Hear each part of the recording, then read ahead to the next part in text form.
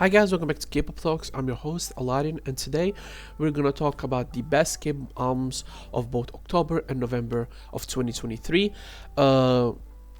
Things have been rushed for me. Specifically, I would say I didn't really have time to really record. I know it's an excuse. I shouldn't have these excuses, people. But with work and everything, I've been kind of busy. So now we're right into it. We're gonna talk about the best albums of these 2 months. I thought overall it was pretty fucking good. Even now, when I look back at how it went and what I've enjoyed about it, I'm really happy the way it went. And I think that while October had a lot of good songs, I think it also had a lot of solid albums. It had a bunch of duds that I think we should talk about, and from relatively smaller or bigger artists, we can say. So let's get right into, obviously, the best albums, as I said at the start of the video. First, we have IVE with IVE Mine. As I've talked about IVE in the past, I think they're one of the most consistent girl groups of this newer generation. I like the fact that while they have their own style and their own image and whatever they want to do musically, the company still tries to do some different things with them, production-wise, aesthetically, vocally. They don't necessarily try to stay in one lane specifically. And I think in this album specifically, while it's still IVE at its core, they've showcased a decent enough variety with certain productions and I think certain melodies that makes me really respect the fact that at least they're trying to do different things. It doesn't necessarily always work. It's not always gonna be the best, but trying is enough for me a lot of times because it's a genre where people don't try a lot. Next we have Young Posse with Macaroni Cheese. Young Posse, I've seen it's a group that it's either loved or hated, and I love that about it. For me, it's good in a way that they're one of these groups that you either love or hate, because I think that showcases their special ability to really be in the genre. And I really love the trap beats, the rapping, the aesthetics, the coolness, the arrogance that they exude on the track, their vocal prowess. And one thing I also have to say, because it has to be said, is the fact that this is a really fun EP. In an era, I think, where EPs tend to be very standard, this is not a standard EP by any definition. They showcase everything, but they showcase it in a very different manner than most groups. So definitely thumbs up for Young Posse. I'm definitely really fucking curious about what they're gonna do. Next we have Extraordinary Heroes with Livelock. Extraordinary Heroes had probably one of the best growths, I would say. One of the best growth of the last year and a half in K-pop. They went from being a very generic rock group that wanted to mimic Day6 to being a group that is able to do everything at a different pace and a different level. I think better than Day6 ever did, but on top of better than them, they've always done it in a way that it feels good. You go into an album and you hear the project and you hear the product and you're surprised to a certain extent how good it is, but at the same time, it showcases a dedication, showcase a certain understanding of music, that I think a lot of times these kind of rock wannabe K-pop groups tend to not have, and Extraordinary Hero really has. So give credit to JYP, give credit to the boys specifically, because at first when they came out I thought they were under pushed, and I still think they're under pushed to a certain extent. To be fair, rock is not a very popular genre in Korea, like it is in Japan, for example. But they could become really big in Japan if they hit the right note, if they hit the right thing. So I'm definitely curious to see what they're going to do. And this album is really fun listen. They showcase a lot of different aspects and colors of Extraordinary Heroes, from rock to pop to a blend of both, to hip-hop. The way they've been able to use these genres, I think, correctly for the genre of K-pop, it's really impressive. From a group that I don't think I could have been able to tell that they had this in them a year ago. So congrats to them. Next we're gonna have 17 with Heaven. I was really titulant about putting this project on the list for a variety of reasons, but I think reason number one for me is that 17 has been a very inconsistent group till this last year and a half, 2 years really. I would say even since their group really joined HYBE, or their company joined HYBE, it's clear to me, at least, it is my personal opinion, that joining HYBE has caused them to have a bit of a let's say identity crisis, where They did a little bit of their old school, they try to do new school, and then now they're doing this kind of like more edgy R&B singing wannabe type of thing that wasn't really their thing. But now they went back to a little bit more what they know to do. The productions is fantastic on this album, as always, and I feel like this album is more focused. It's more 17 than their previous project. Like, FML didn't feel like a 17 project. It felt like a lot of people had a say on that, on how it was supposed to go. This one felt more like their thing, and I think it's better this way, in my opinion. A lot of times people want to ask for change from groups. They want to ask, change, do this, do that. But I think when you're a group like 17, you have such a specific style to who you are. No point into changing. Be the best version of yourself, because that's the best artist you can be a lot of the time, you know. As they say, great movie directors make the same movie over and over again, just in different looks. And I think 17 should apply that type of logic to their albums. Always be 17, but do it differently here and there. I think this album really showcases what I love about 17 the most. Let's have Triple S with Evolution. Triple S, one of the most surprising groups of the year.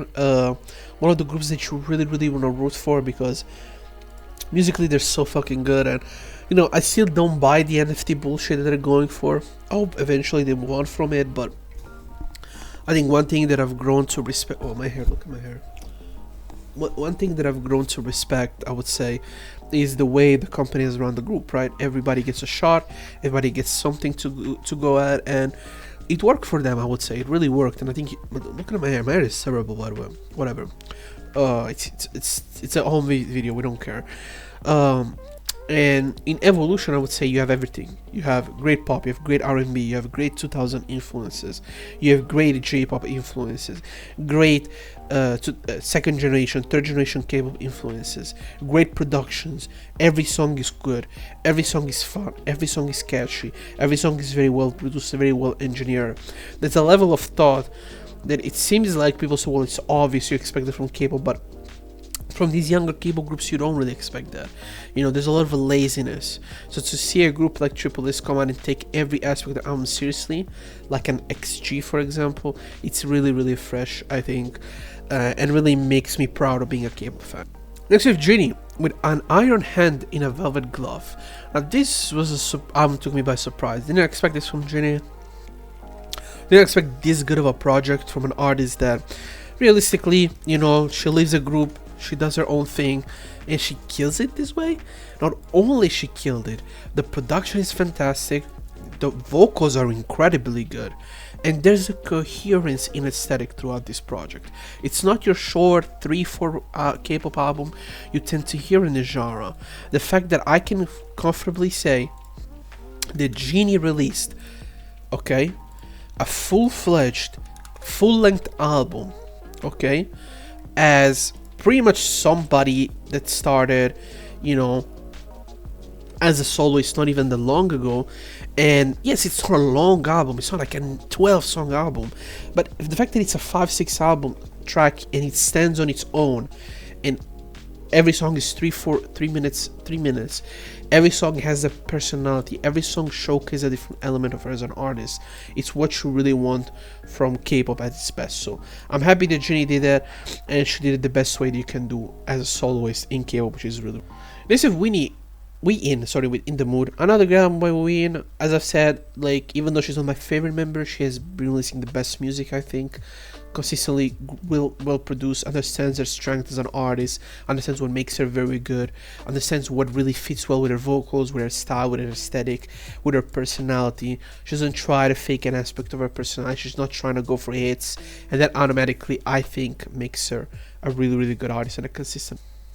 Then we have Kiss of Life with Born to Be XX. As I've said, Kiss of Life, you know, if it wasn't maybe for XG, they would be probably the group of the year. The girl group of the year. Of course, there's some, I mean, to be fair, there's New Jeans as well, but like, you know what I'm trying to say, like, you know, the competition has been that high, but Kiss of Life has been such a surprise, in my opinion, the way they've introduced the group, the way they've released the music around them, and this album is fantastic. It's short, sweet, to the point, amazing vocals, I would say, and it's one of the few albums where I really enjoy these more, you know, simplistic productions, and I think it kind of fits the vibe a little bit more of the artist, and at least at a personal level, I really enjoy it that way. I know it's not for everyone, but I think they're a group that deserves at least a listen. This is Balming Tiger with January Never Dies. Balming Tiger is a group that, you know, I think after the RM collaboration, they've been up and down. Better lately than before, but one thing I would say is you can clearly hear, at least in my opinion, that this album is really Balming Tiger through and through. From the production, the experimentation, the genre experimenting, the way they fused everything perfectly, the hip-hop influences, the pop influences, the rock influences, all put together, bring one of the more fun, interesting albums of the year. And definitely one of the best albums of the year. Next we have Bobby with Robert. Bobby drops a solid short EP, hard-hitting hip-hop the way I want him to do, and this type of productions are immaculate. If Bobby can rap more in this type of productions, I think I'll be a happy man. But we'll see what he does, you know. Bobby's a guy who likes to do a little bit of everything, which I don't think is necessarily great for him. And next is Lucia with HumanKind. Lucia is an artist that I like. I would say overall I really like. She's a particular artist, don't get me wrong, but the way I think she has been actually comes out with this album, which is a very long project, and she's able to drop a very, very good album that is heartfelt with great vocals, amazing vocal performance, by the way, by her. And overall, you know, even though this type of more like ballady projects can be a little bit harder to follow or a little bit harder to kind of fall in love with, the fact that she's able to really, I think, carry it not only through her performance, but also I think through really understanding how music works, really allows this album to really be one of the best of the month, one of my favorites of the year. This ethereal, kind of natural, like kind of like ambient like productions that really mimic a certain style of Korean and Japanese music that it's not really done anymore. So I really enjoyed it. Thank you guys for watching. Sorry, I really enjoyed it. My bad, I'm gonna say the outro after. But I really enjoyed this video. My god, sorry. I really enjoyed this album, and overall I think it's one of the most, if not probably the best, more like R&B ballady project that is, not R&B but like alternative, I would say, a ballady project that has came out this year 100%.